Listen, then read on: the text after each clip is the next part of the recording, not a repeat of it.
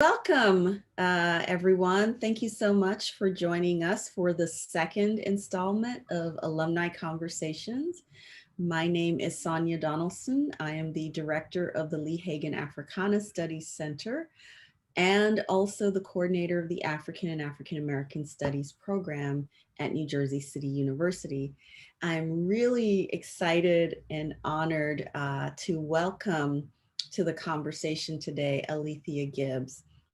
Alithea, who's also known as Gibbs Truth, is a 2009 graduate of New Jersey City University, where she majored in criminal justice.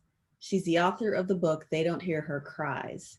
Alethea is an actress, an active volunteer in her community, and a motivational speaker who specializes in engaging with young people about life's challenges. And certainly now in a time of pandemic, this pandemic, I should say, those challenges are multiplied.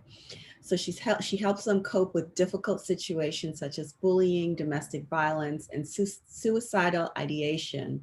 And these are some of the issues that are dear to Gibbs' heart because of her own personal experiences. She says, quote, "I write about real life situations from experience because I write to inspire. My goal is to prevent people, especially the youth, from putting themselves in situations that will cost them their freedom or their life." So in addition to volunteering with youth, Gibbs is also passionate about eliminating homelessness and food insecurity. And later on, we're going to drop some links down in the chat with her Instagram, her YouTube, and Periscope. And check her out, her book promotional video on YouTube, which is actually pretty awesome. So that poetry and that musicality really kicks in. So again, really excited today to have this conversation with Alethea. Welcome, Alethea. How are you? Thanks for having me. Great. So let's start with sort of the usual questions. Did you grow up in Jersey City? No? No. Tell us where you grew up, what life was like growing up, and then what brought you to NJCU in Jersey City? Okay, so I grew up in Irvington. I didn't spend much time in North New Jersey. However, I was born there. I spent a little years there, but I grew up in Irvington. I graduated from Irvington High. I went to Irvington High all 4 years. And how Jersey City came about. So I'm athletic. I love sports, right? I played volleyball, softball, basketball all 4 years of high school, starting varsity. So I'm pretty good, I was offered to go to D2 schools. And for some reason, I didn't want to leave my mother. So I said, you know what? I'm going to go to D3 and go to Jersey City, to play basketball. Basketball, I believe I tried out for volleyball also. Mm-hmm. So that's what made me go to Jersey City University, because I wanted to stay local. But believe me when I tell you, sometimes I wish I would have traveled a little further though. Yeah. So what was that experience like? I mean, I can appreciate wanting to be close to mom because I'm far away from mine now and I'm kind of a mommy's girl. So I really appreciate hearing that. It's okay to be attached to your mom. But it's when I think about it, I'm like, if I would have traveled a little further, I would be in a WNBA, so many people would be looking at me playing basketball and stuff, but so everything happens for a reason. Everything happens for a reason. Talk about the experiences that you had at NJC in terms of playing basketball and what drew you to criminal justice as a major. So basketball, I'm gonna tell you, I was young, I was hot-headed. They redshirted me. I'm being honest, they redshirted me my first year, and I felt some type of way about that. I'm like, coming from high school, starting all 4 years, I deserve better than this. But I'm be honest with you, I didn't understand when I was younger. But now that I'm older, I understand, the point of it. Get you to practice your first year so you could be ready for, I get all that now. Yeah. And I tell the youth, if you have the opportunity, do it. It's okay if you have to ride the bench or whatever, because guess what? One of the greatest, Michael Jordan, he had to, Right. So, pretty sure did. Yeah. But of course I had to learn that the hard way. And as soon as I went in though, I knew I wanted to major in criminal justice. Like I love criminal justice. I love everything about it. I always wanted to be a police officer when I was a little girl. Then I said I wanted to become a firefighter because I'm like, they are true heroes. Every time I see them putting out fires to this day, like I would stop. Like it's amazing, like how they, save people's lives. So that's what drew me into criminal justice. So what are some of the things that you remember studying in terms of your criminal justice coursework? What were some of your favorite topics or courses? All right, I'm gonna tell you. Courses wise, it wasn't that I really, really had a favorite because all of it was interesting to me. But what I really loved and appreciated was my internships. I interned at Northern State Prison in Newark, New Jersey. And then I interned at the Sheriff Officer, Union County Sheriff Officer. And it was just amazing.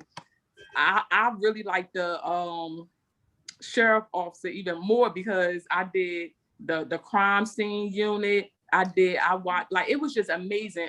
All the different departments in there. Like I said, yes, that's me. I'd rather do that than work in the jail, Yeah. That was very exciting. Like they showed me the K9 unit, how they train the dogs for like bombs, drugs. It was just so interesting. I really even rode with them to find people who have warrants, like looking at the picture, like that's him. Like it was just everything about that was amazing. I'm serious. That's but so I'll great be to honest. hear. Some stuff was a little scary, especially me being an intern, because when these people have a warrant, like you don't know what's going to happen. Like they could shoot you or whatever because they're not trying to go to jail. So that's a little scary. And they did say an intern got hurt that way before because the person was in the house. Yeah. So wow. So that's so interesting though. So what did the internships do for you in terms of helping to shape a worldview or leading you in a particular direction in terms of your a professional life or your work in the community, for example? So they really helped me because it was hands-on. Like I love that. That's why I feel like I appreciate that more than just the books. Like I'm a hands-on person. So it's like, okay, I can read the books and stuff, but it's so much fun really doing it and going out in the field, like I felt like I was one of them. And then of course I received beautiful recommendations. Like I did have a job in my field at Ann Klein Forensic Center in Trenton, New Jersey. So that was dealing with the mental ill inmates there. So all of them in there, they are currently serving time and they plead insanity. So that's why they there, but it was interesting. Right. That's so good to hear that the internships provide you with these valuable hands-on learning opportunities that also complemented what you were doing in the classroom, right? Yes. So that's sure they prepare you. Yeah, that's really great to hear. That's kudos to NJCU for preparing you. And then in terms of the experience, because I know one of the things that you said that you're really passionate about is mental health. Yes. Right? And so how did the professional experience complement or help you in terms of your community service and activism? Okay, so when I was there, with them, I'll be honest with you, like I felt bad for them. Like I felt so bad because I'm like, wow, these people, they getting so much drugs and stuff, medication. And it's like they were zombies in it. So I felt bad about that. And that's what made me like told myself, I really don't want to be here. I couldn't take seeing them like that. And I really asked, one of the COs, I'm like, are they taking the same exact medication? I promise you, it's like whatever medication it was on, they do the same exact thing, So I like felt bad. I'm like, they look like guinea pigs. And they say, yeah, that particular medication. So you know how they say the side effects, this and that. I'm talking about it had people like identical, like I just couldn't believe it. And I'm like, Yeah. So it I just felt bad. sort of dulled personalities and sort of flattened them. Yes, like Yeah. And I that just wish they didn't must have have to go taken through its it. toll on you, right? Working. Yes. Yeah. Yes. And then, so I'm just being honest, me coming from, the ghetto, bad neighborhood I grew up in, I just know like to defend myself. And, basically they don't know better and they just want to attack you. So I found myself like having to defend myself. And then my boss, they're like, no, Officer Gibbs, you can't hit them, or and I'm like, so they could sit here and hurt me or kill me and I can't defend myself. So that's one of the reasons I'm like, working in a jail is not for me. Yeah, yeah. And so what was next after that?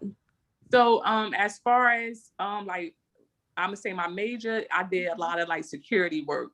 Okay. I did a lot of security work, and then I end up like not doing much in my field, and I decided to write. I'm serious. And what's interesting though? I don't know if you know this. I took a creative writing at NJCU, right? Mm-hmm. So when I took that class, it was just like different stuff, poems, short stories, and me getting a good grade in that class and everybody appreciating it. I said, you know what? I could really write a book. So that's when all of that came about. Mm-hmm. Before that, I was at Continental Airlines. And then, they changed the name, they merged. So now there's United Airlines. Unfortunately, when I got fired though, that's when I said, you know what? It's still something else in me. I feel like God has a plan for me. That's why I said everything happens for a reason, because the whole time I was there, like for 7 years, I was there, and not one time did I write anything. And all of a sudden, once I got fired, it's like I just had so much in me to write, And I'm like, so there it is. Everything happens for a reason. I finally got to write my book, and it took that. But guess what? I'm happy though. It feels good, especially when I go talk to the youth. It's amazing to me, I promise you, because they be so interested, they pay attention to me. I'm like, wow, they made me feel good, like I'm a celebrity, Like it's so cool, because a lot of children, they're not like they don't focus on a lot of stuff. You understand, like especially if it's boring or not interesting to them. So it's like, wow, like I'm not boring them. They really paying attention, asking me questions and stuff, And then I let them know. I let them know, like I grew up here in your neighborhood, like I still live here.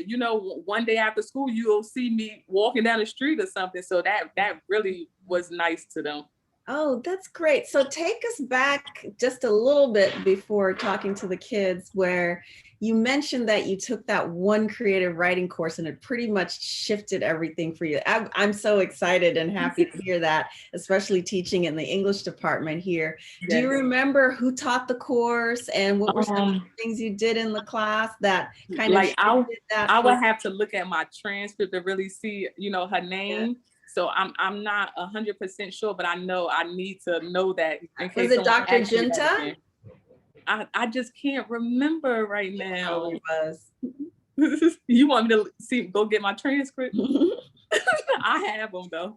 But it probably was. It's okay. I'm just excited to hear that, that there was this transformation for you that sort of led you into this direction. So I wanted to kind of dig in a little bit about some of the things you maybe wrote in that class. No, that's what I'm about to say. You want to hear something interesting? Yes. I really started They Don't Hear Her Cries in that class. I promise. Wow. Yes. Wow. I'm just trying to think of my title. Mm-hmm. It was something different. So even that, I tell people, you might, as an author, a writer, you may think of a title right now, but I promise you, eventually it's going to change, especially as you start writing and stuff, you think of another title. So that's how it was. Like it really started at NJCU in my creative writing class. And the teacher, she said, wow, I know a female for sure.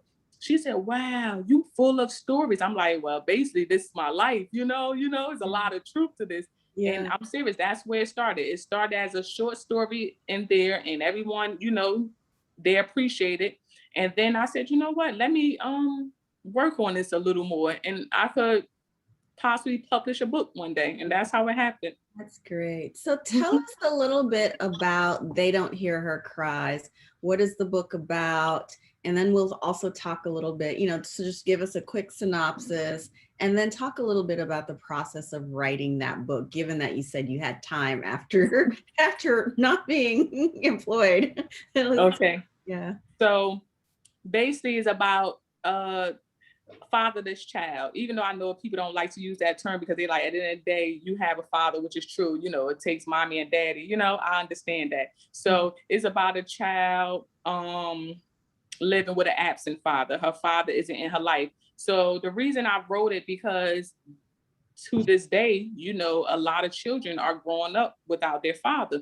So I said, you know what? I went through it. Let me be this positive example for them. And even when I go talk to them, I let them know, listen, if I made it, you can too.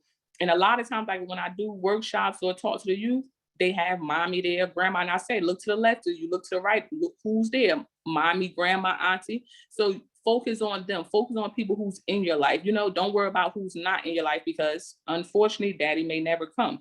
Now, if he is willing to be in your life, make sure you forgive him, accept his apologies and build a relationship, So that's how that went. And I'm like, in general, I say, you know what, I understand it's sad, especially when I see the little children, oh my.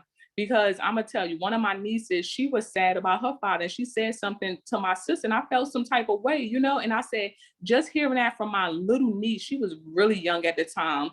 And then other, like I'm gonna say 5-year-olds and stuff that I know in my life, just to see them asking mommy, like, where my daddy at? Who's my daddy? Where I'm gonna see my dad? Stuff like that. I'm like, but I really have to do something, like, just to try to help the youth cope with not having their father in their life. So that's really what it's about. And then I use examples as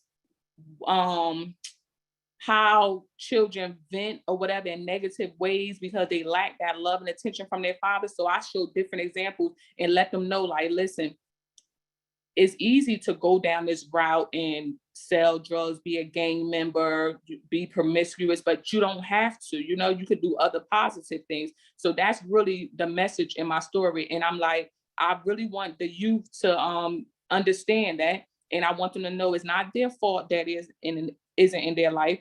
I want the mother to know it's not her fault either, And then hopefully if the absent father ever read my story, I want him to know it's never too late to be in your child's life. It's, build that relationship, apologize, try, So it's different messages in there. Oh. And I feel like it's important, especially now that we have so many children living without their father. Yeah.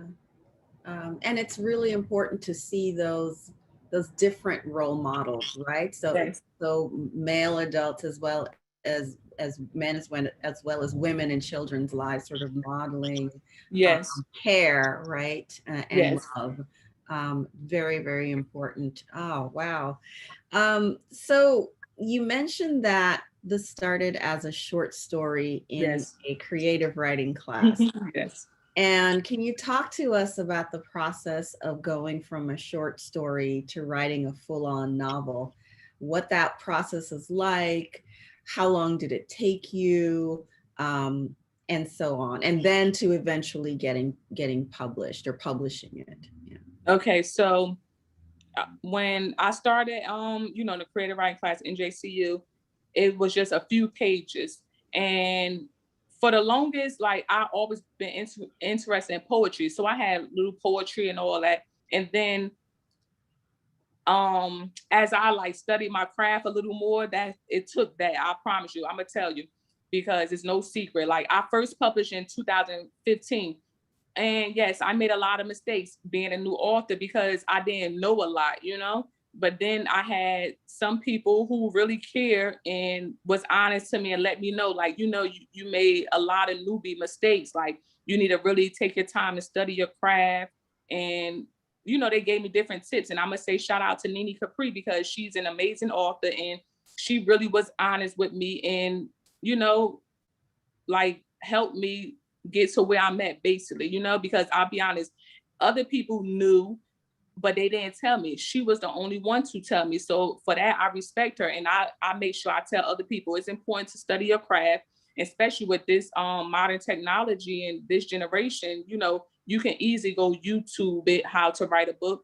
You can go to the library and borrow a book and learn. So that's basically what I do to this day. I make sure I study my craft. I'm talking about whatever it is. Like I even have books right now, the artist storytelling, stuff like that. You know what I'm saying? Like I'm not sure if that's the exact chapter, but period. It's books that teach you, because that's important. Like when I first published, like I didn't understand that show and not tell, but it's very important, because as a reader, they don't want to just read and, you know, read. Like they want to feel the description and stuff. They want to feel, you know, like different places, hear sounds, color, smell, you know, that's very important when you write a book. And a lot of people, I'm not gonna say a lot, but some people don't understand how important that is. And I honestly had to learn that. So yes, I revamped my book. Nini Capri, she introduced me to her editor. Her editors helped me. So that's why, you know, I respect her, show her a lot of love. And I feel like even that, you know, don't be afraid to help others or teach people stuff. Like I make sure I do that.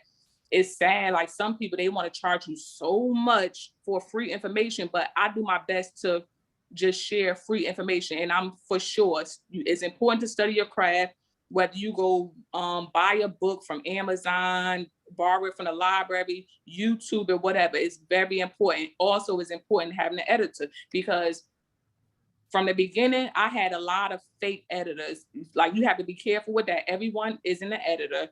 You know, people would say, oh, I'm an editor because they're an English teacher, for example, but it's a difference from really being, you know, editors for books. Like that's a whole different story, because you really have to like build this, you know, story, build the character up. You have to go from like beginning to end. You beginning, middle, end, you know, make sure your character is seeking something. Make sure that the character succeeds at the end, find a conclusion, the solution to their problem. Like it's a lot more to it. So that is very important. And I'm telling you, it's sad. Like it bothers me. And it's like a lot of people, they don't understand like what I really went through. Like it's a lot. It's not easy. And I always thought it was easy to write a book. I'm like, because I love reading. That's so easy to read. But writing a book is a lot of work. I'm telling you, it's a lot.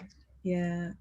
Wow, you've shared a lot just in that little bit. I think we might come back around and maybe ask you to share some resources kind of later, not you know, offline later. Okay, no problem. Because it would be really great, I think, to have, you know, one of the best things that you just said to me that makes me so happy right now is library. Right? Yes, like I still have a library card active. I still go and borrow books, and sometimes I honestly sit and read it because it's something about it. It's peaceful, it's relaxed. You know, I like it, even though I know this generation, they not into all that, but still I'm old school, and I try to bring out like this is where it started from. This is how, you know, we got our information. It still exists. You still can go.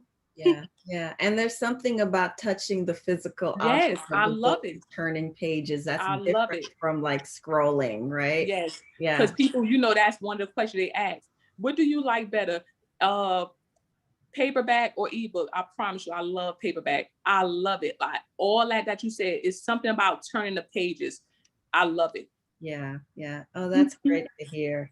So I wanted to go back a little bit and talk to you about the process. And what was it like? What was the process like of transforming short story to novel? What are some of the biggest challenges for example? Basically it's really about knowing that you have your beginning, your middle, your end, you know, because like I feel like a short story, don't get me wrong, you can do it, but it's like it's just so much you have to put in with like less pages or so, you know. And me, I'm gonna tell you, I'm not the type, because some authors, they'll say, oh, if it's not what they say 175 pages or 200, I'm not that type of person.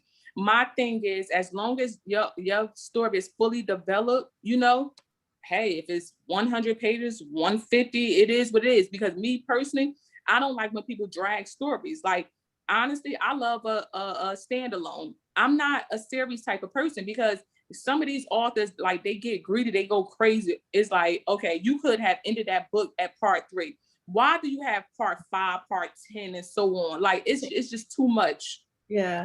It's weird, but that's all I say. As long as you know for sure, you know where you're going to begin and end, like, you good, whether you want to have a short story or a long story. So being so sort of multifaceted in terms of genres, which is your preferred genre? Do you prefer poetry? Is it the short story, the novel? Is it spoken word? What is what is it?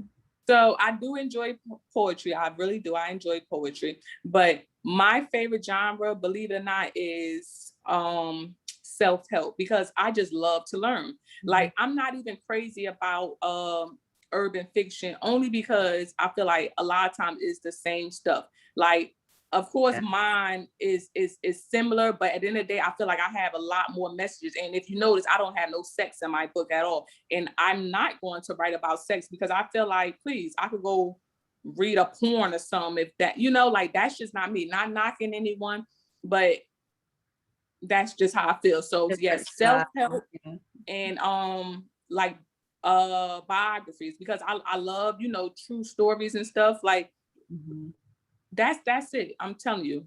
Yeah. Like, I really love to learn, though. Like, it's like I need to learn something. I want to learn something. I really think it's cool to learn. And please, to this day, every day I say, you know what, you learn something new. Every day I make sure I learn something new.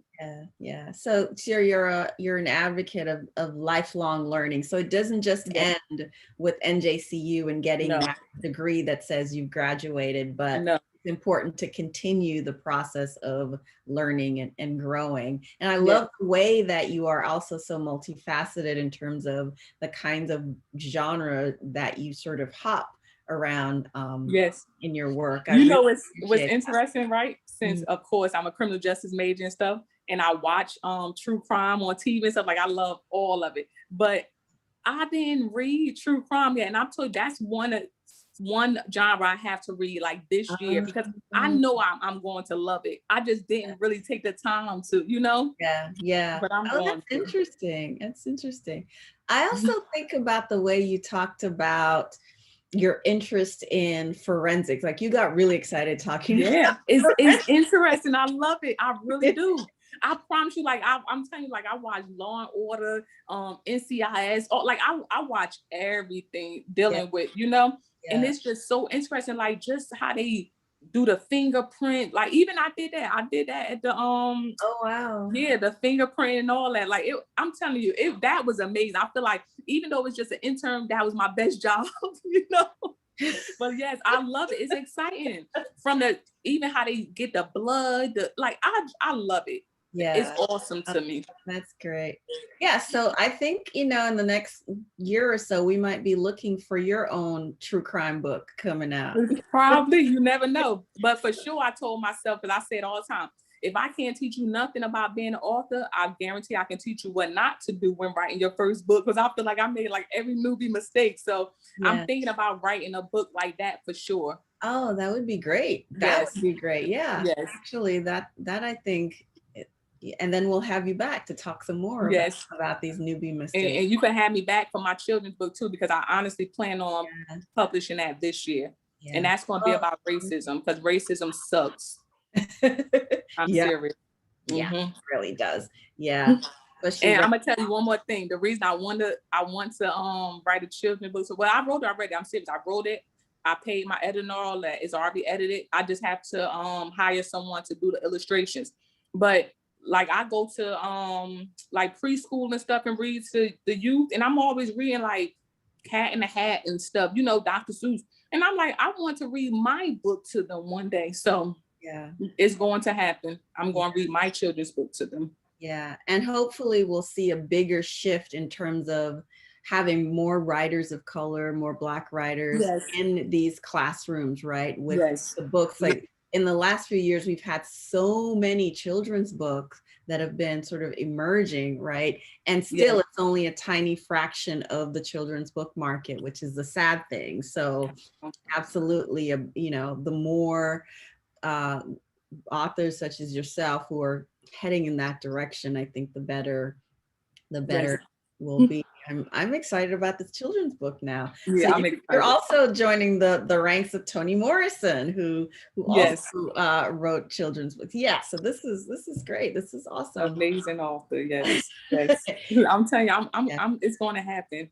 I'm gonna be successful. I keep telling myself, and I said, I'm too stubborn to give up. Like, I'm never going to give up on myself. And I'm serious. Like, I went through a lot with They Don't Hear Her Cries. That's why I promoted so much, because this is my first book, and I've really been through a lot. You know what I'm saying? Yeah. Like, from bad to good. But you know what? At the end of the day, I enjoyed the process, and that's what writing is about. It's about the process, you know. And I'm grateful that I learned something. So for sure, like, my next book, you can see, oh yeah, she learned a lot, you know. Oh, that's great. And Because you're I feel like inspiring even me that, now. yeah, you should grow. Life is growth. Life is learning. You know, you should evolve. Period. That's why it's interesting. People say, "Oh, you change." Okay, thank you. I'm supposed to. Yeah, that's wonderful. So I'm gonna open things up to our guests. And so Okay. I know folks, I see a couple of comments, so I know that there are some questions coming as well. And Okay. then I'll circle back around to a couple of questions that I have. So if you have questions, you can either, you know, unmute yourself or put it in the chat, and you know, Alethea is here to answer. So questions from our guests. Okay. Do you see any in the chat?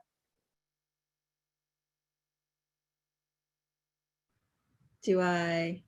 Do you see any? Oh, I saw a comment about the authors who sort of string out the books without concluding, and so there's a question: what is your writing habit like? That's from Theta, and how and where do you write? Okay, so I always tell myself I want to write every day. You know, that's the goal. It don't always happen like that. And me, I really write to inspire, right? So I notice a lot of times, like, it takes something, you know, for me to really get in that mood. So that's another reason why I don't write every day, or I'm not encouraged to write every day. So I like to write really in my house or the library. I'm fine with that. Whether it's in the room, kitchen. Right now I'm in the kitchen. I like the kitchen because I like to eat, or the living room. So for the most part, yes, in my house or in a library. Like, it depends though, because sometimes I do feel like, all right, I need to go to the library. And I'm gonna tell you, I think I know the truth though. I feel like if I want to write and I can't really write, then that's when, okay, I need to go to the library. Other than that, yeah, I like to write in the house. Do you have And even with that, I'm sorry. Like, right now, I started writing articles for LV magazine, like different topics or whatever. So basically, that helps me to write more, and it's like blogging to me, you know. And I'm just, so that's why I'm trying to get into that habit to write more. Oh, so there's another genre that we have you crossing. Yeah. Awesome. Oh, well, so you don't know, like, even our acting stuff, you don't know all that? Like, I do a lot, you know? Like, I'm serious. I'm going to tell you, I enjoy acting more than writing, because I'm telling you, I'm going to be on TV one day. You're going to go to the movie theater and see me, or you're going to go on Netflix, Hulu, something. You're going to see me. Now, look, this Composer magazine, I was in their magazine. This is March 2019, spring. I'm in there. And let me tell you, I always tell people this. I'm like, wait, hold on, give me a minute. But I say, you know, I'm in the back, but guess what? I'm in there, and then the goal is to be on the front cover. So yeah. I do some. I do it. Oh, sorry. What did I do? Okay. I only know a fraction of the things you do, so Yeah, so we're looking forward to the fullness of it. I do a good bit. I promise you. But at the end of the day, like, I really take pride in encouraging the youth to never give up. Like, that's my goal, because I feel like it's not a lot of positive role models or examples for them. So that I'm on a mission. Yeah. I'm serious. And it's so important to have examples of folks who write, create, yes, reading, all of these kinds of activities, which in general aren't really celebrated, right? So I know. Artists, you know, unless you're a celebrity, yeah, I know the actual crafting, right, is not something that's necessarily celebrated, right? So it's really important that young people also see the process, right? Yes. But I have a question about this moment that we're in, and what impact do you think that this pandemic has had on you as a writer and a creative person? So for me, I'm serious, it sucks because I'm so active, I'm hyper, I like to get out, I like to do stuff. Like I don't like to be stuck, you know, in one spot feeling like I'm just trapped. I can't go, like it sucks for me, especially knowing that like I go out and talk to the youth. Like I really have like contracts and stuff. They invite me to schools to talk to youth. Like it sucks. I'm like the children out in school. I'm ready for them to go in school so I can go, you know, talk to them and do my thing, encourage the youth. But it's like, how can I can't do too much now while they stuck at home on virtual learning. Like I can't wait. I'm telling you, as soon as they go back to school, I'm in there. You hear me? Like I can't wait. Yeah, it's so that connection is so important too. It's been a really difficult year plus. I'm serious. And it's like even book signings and stuff, it's not the same right now. Like I can't wait to hopefully we go back to normal, you know? Yeah. Are there other questions from folks? Okay. What they say? You're all excited. What did they say? I'm telling you, listen, I'm grown, but I'm a big kid. Like I love this. It's exciting. Yeah. Alejandra has a question. Okay. I was going to type it, but I might as well just ask it. So you mentioned how like you had this emphasis on including the 5 senses in your writing. Yes.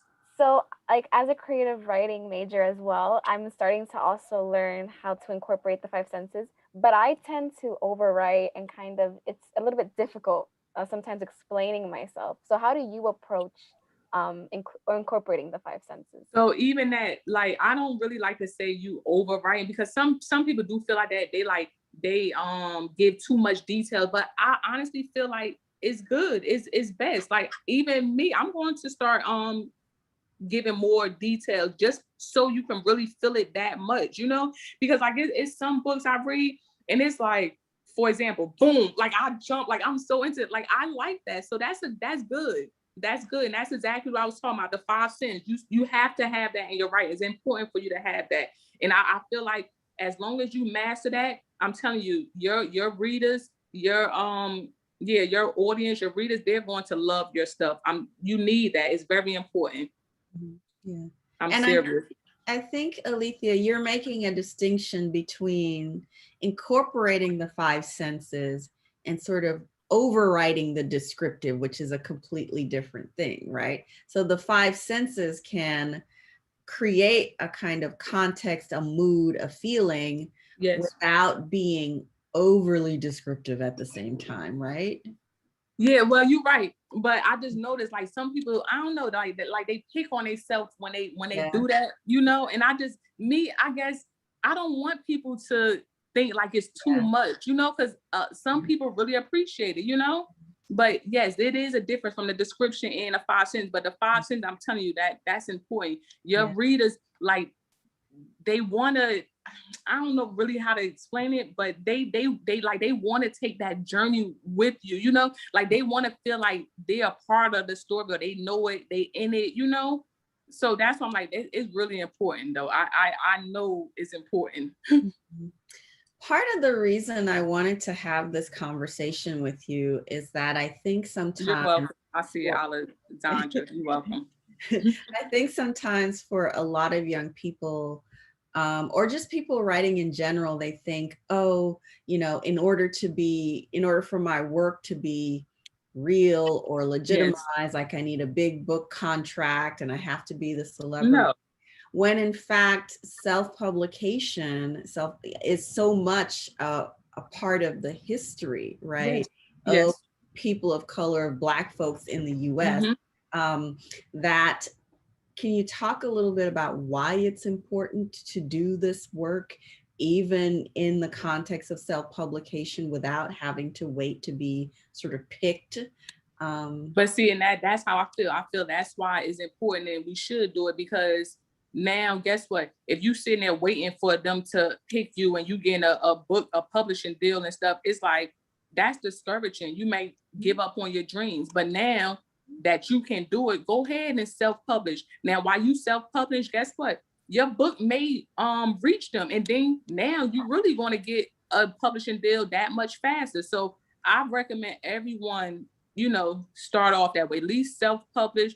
And then not even that, guess what? All of it is yours. You get your royalties and everything. You don't have to worry about sharing it with the publisher and, so listen, I'm all for it. Like, I promise you, it feels so good to me because it's like, I did this. Yeah. Nobody ghost wrote it. I didn't pay for a ghostwriter. Like, and I'm not knocking them, but in my opinion, I feel like there's a lot of people, they done paid for ghostwriters. They didn't even write their story. So we thinking these our favorite authors when really they're not, because someone else wrote their story, But me, no. And I'm gonna tell you this, even if I ever did, I'm gonna tell the truth. Oh, somebody wrote that for me, or I paid someone because whatever. But I'm not gonna go around saying, oh, this is mine. Even though, again, because people hate when I say that, but I'm just being honest, telling you how I feel. I know it's in a contract and stuff, you're not supposed to tell that, but listen, I'm against ghostwriting. I'm telling you, because it just feels so good to know, like, I wrote this myself. I wrote all these words. Yeah. Even if I didn't know it, I did a little research. Like, I'm gonna tell you, people ask me, they say, you were pregnant? They said, you were pregnant? You had an abortion? I'm like, no, I didn't. But it's just the fact of different messages in there. But guess what? I asked people who had an abortion. I did my own research about the terms and different stuff.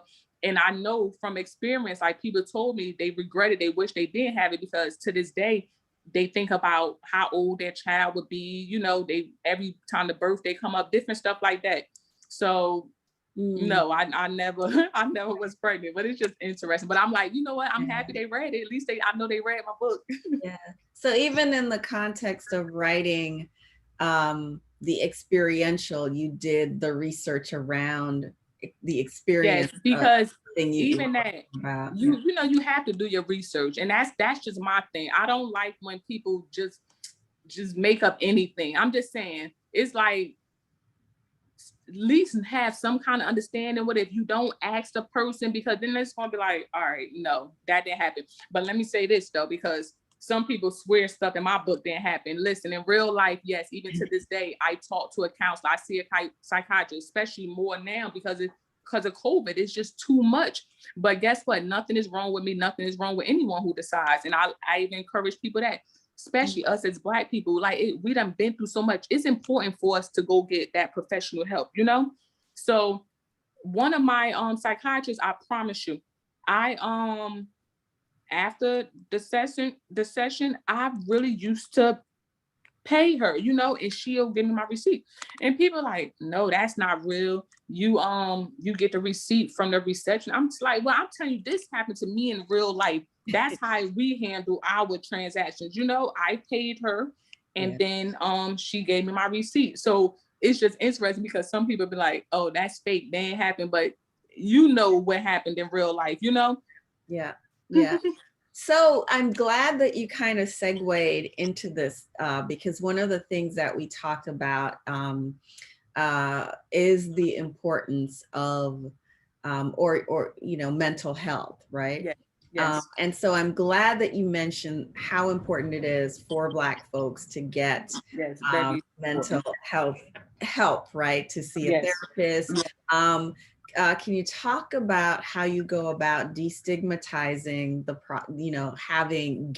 asking for and getting mental health, right? Because there's so much stigma attached to it. But that's the thing, like I really can't answer for everyone, but I just really do my best to try to encourage them. Like, listen, you are hurting right now. you need to get it out, because it's too much holding it in. And then I even know from experience, because if I hold in too much stuff, then I'm going to explode, because I had to. It's just too much. It's too stressful. It gives you headaches, and we all know stress kills, Right. So you have to get out. I'm serious. Even if you're afraid to go get the professional help, although I recommend that, write it then. But you have to get it out, because I'm serious. When I look at different people like outside, whether I know them or not, I'm like, wow, they just angry, they hurting, they need somebody to talk to. And that's why, like, of course, a lot of us, because even myself, we have trust issues. Yeah, I have a problem trusting people, but guess what? It's still important for me to go talk to that person. I feel like me talking to a stranger, it helps me even more, because now he or she not judging me, and I feel good. And even, please, if I gotta cry, whatever, it's healthy. Get it out, So that's what I'm gonna keep saying. It. I'm telling you, I promise you, we need it. We absolutely do. So what are some of the things, like when you talk to young people, what are some of the challenges do they tell you that they face in terms of, especially in terms of mental health, for example? So I just noticed a lot of them, they really are angry. And you can tell just from them in school fighting so much, getting sent home from fighting.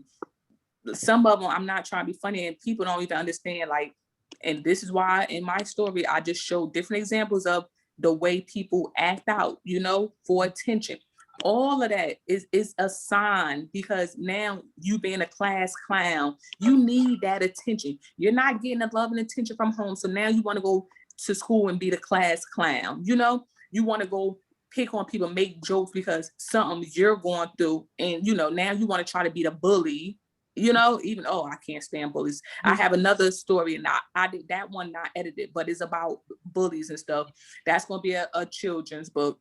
But, that's what I see for sure. Like with the youth, it's different stuff that they do, and it just lets you know, like, oh yeah, they're lacking a lot of love and attention at home. This is why they acting out, looking for love in the wrong places. Yeah, so a lot of that acting out comes from a place of pain, right? Yes, that's how I feel. Like I'm serious, they hurting, they crying out for attention. And it's sad the right people don't see it, and then, a lot of them, they go to the streets, and come on, we know the streets don't love you. Yeah. And I'm glad that you're talking about how, I think writing can be so helpful and sort of therapeutic in so many ways. I remember one of the things that I do sometimes in my writing class, I do a particular exercise. I mean, it's a composition course where they have to build an argument. But in building the argument, it allows students to kind of get out a lot of the anger and the things that they've experienced, particularly in the context of education, right? Some of the things that students tell me happened to them in school were actually really shocking to me. So when you talk about writing as cathartic, as sort of getting it out, I think it's so resonant and so important that young people hear that, right? Like I think every young person is a poet, right? Right. Every young person has that sort of poetry inside of them that needs to be put down on paper or spoken, whether they decide to do spoken word or not. And so can you talk about some of the conversations you have with young people?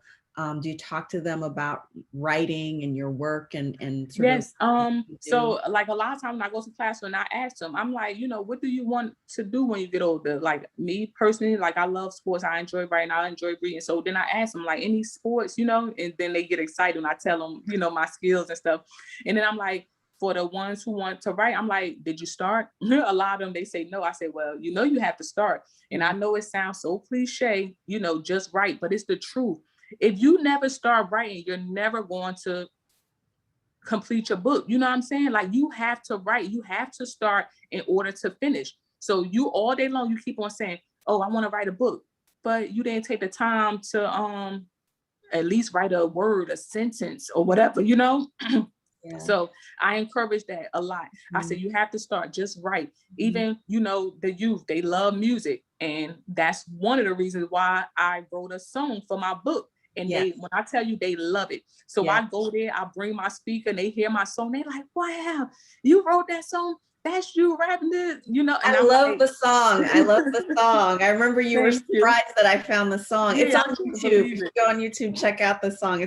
She made a song for the book. It's Yes, pretty awesome. So when it's like, it's just in their head now, the title of my book and my name. So it's like, Right. they can't forget it. I made sure for a reason, you know? So even that, I'm like, you know, you love your favorite rappers and stuff, certain music. I'm like, you know, one day you might could write a song, or, you know, so I encourage that on. It's like the stuff that you like or is your favorite or whatever, you can do that too, you know? Yeah. You love playing video games. Guess what? You can make your own video game. People can play your video. Like that's what I try my best to do. Whatever they like and love, encourage them to do it themselves, you know? Yes. Oh, that's So far they listen. Yes. so important. Have you had the opportunity to work with students in terms of like writing workshops or doing any sort of writing work? So not yet. And of course I'm working on that, but then I'm gonna tell you the truth. You know how that go. People swear up and down it's gonna happen. It don't happen. I done been promised so many stuff. And that's why I say, you know what? I listen, but like I'm not believing it till it happened. That's why I'm not just that type of person, because people talk a lot, you know. But yes, that is a plan of mine, you know, because I know I could really help someone start writing. So it's a plan. Yeah. It's yes. so important. It's because even like you said, it really is. It's therapeutic, whether you decide to write a book or not, but just getting it out, like it feels good. I'm telling you. Yeah. It's a great feeling. And it's an incredible accomplishment, right? You talked about not realizing how difficult it was to write a book until you actually did it. And you know, it's such a great accomplishment to have that. And I think it also is so nice to see something tangible, something that comes out of your head and out of your experience and your heart. And that's the best feeling. Yeah. It must be a wonderful feeling, but it's also something tangible that I think when you talk to young people, you know, they can say, oh my gosh, it's an object, it's a thing. You know, I can open the pages and this person who is right in front of me actually made this right? Yeah. It's so I'm so happy. No, because you're right. Today. The youth, they get so excited because you know, I don't just come out and with my book, so they don't even know. I'm just like opening them up, talking about my story, this and that, because I know I don't want to bore them. So I try to reach them where they at, you know, with what they like, make them comfortable. And then next thing you know, I come out with my book, and that's how they're like, wow. You wrote that? That's your book? I say, yes, look, this is my name and stuff, you know, like it's so cool. It's amazing. That's great. That's really great. And the book is available on Amazon. Yes. So you could go to Amazon, you could go to barnesandnoble.com, amazon.com. If you're an iOS user, you like your iPhone, you can go to iTunes. So I'm doing my best to get everywhere. Get it everywhere. Yeah. That's great. And you're also on Periscope, right?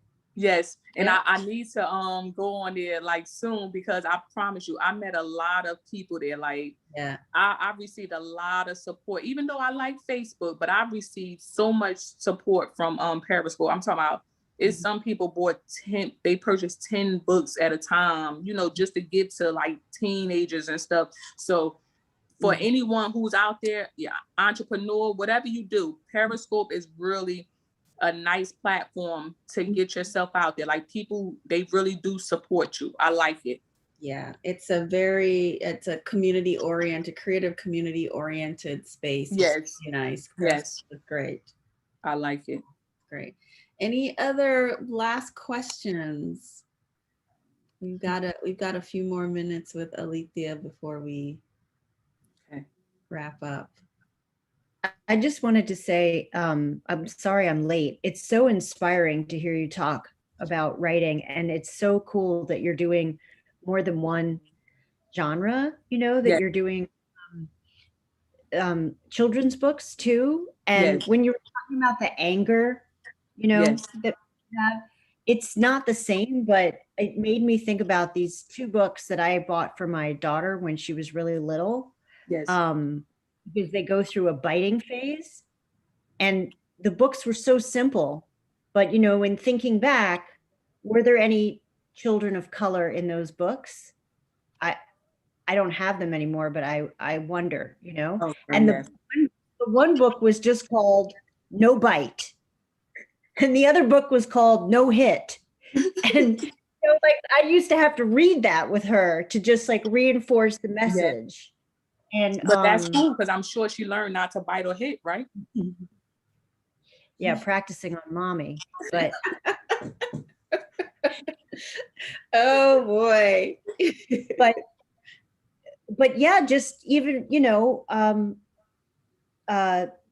being able to be calm in yourself with whatever is going on. Yes. And it's really inspiring to hear you talk about your experience here and how you're bringing that out into the community.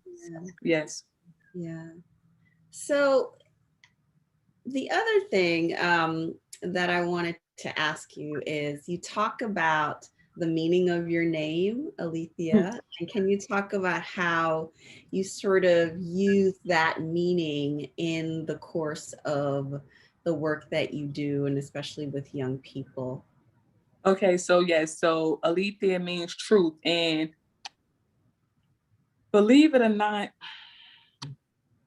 I really like, I'm talking about, like people would say, like, what do you hate? Or, you know what I'm saying?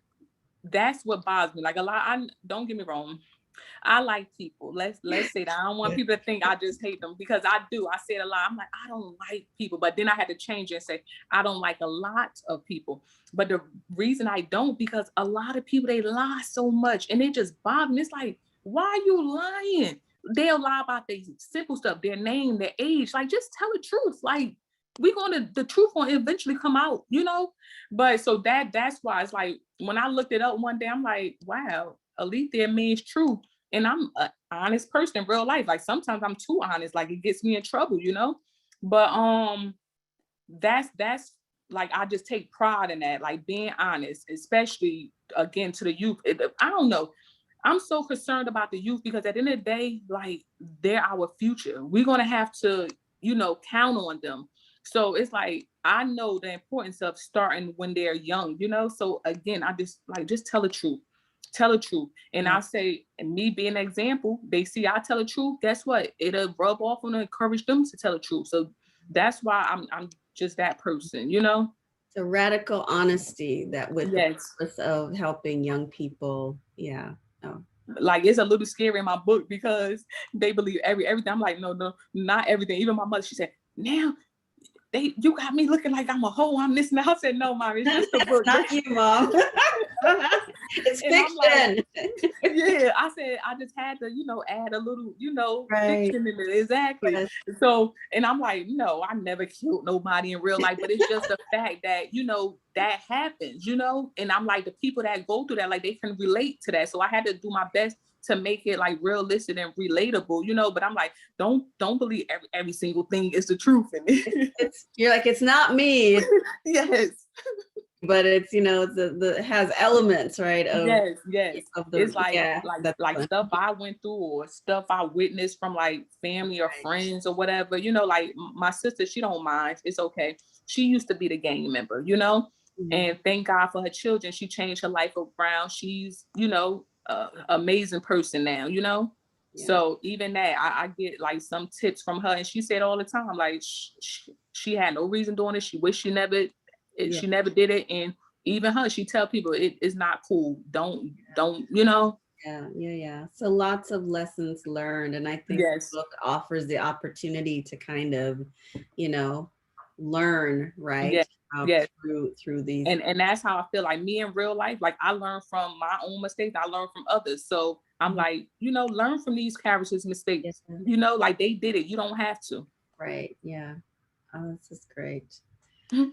So last words of wisdom for us, Alethea. What do you want to say to the students at NJCU who are coming through in the midst of this pandemic, who've had a rough year, a rough time, and are experiencing, you know, a lot of difficulties right now? So, like, for sure, I'm gonna say just keep hope alive. For sure, have faith, whatever you believe in. You know, I feel like it's one guy, we call him different names, but period. Just have faith, believe in them.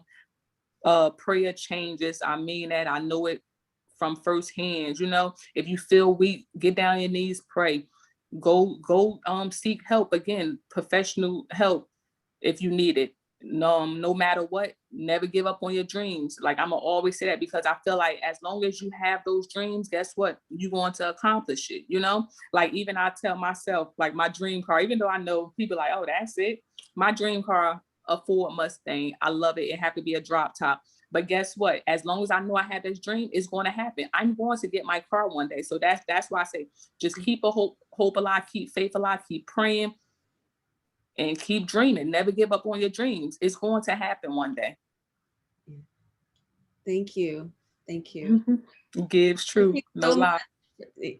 Exactly, gives truth, no lie. I've been saying that now, so it's like the full name, gives truth, no lie.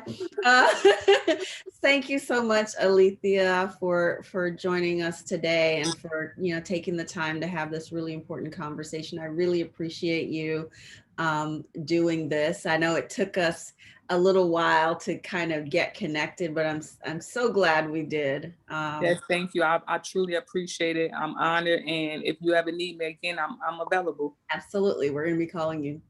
Okay. Absolutely, there's not even a question. Okay, because I tell people that, and it's like they never call me, but I'm here. Yeah. I'm here. No. You are part of the foundation of the Hagen Center's Alumni Conversations. So Thank you. I appreciate it. You are part of the community, right? And will remain Thank you. so. So yeah, thank you for doing this, and thank you everyone for coming and for being in the space, for engaging with us. I really appreciate your support and your presence, and I look forward to seeing you at the next conversation. Thank you. Yes, you're welcome, everyone. Thank you also. Like, I mean it with all my heart. Like, I love my supporters. I'm one who truly love my supporters, because at the end of the day, like, my book can't get around without you, you know? So I mean that from the bottom of my heart. Thank you for your support. I appreciate you.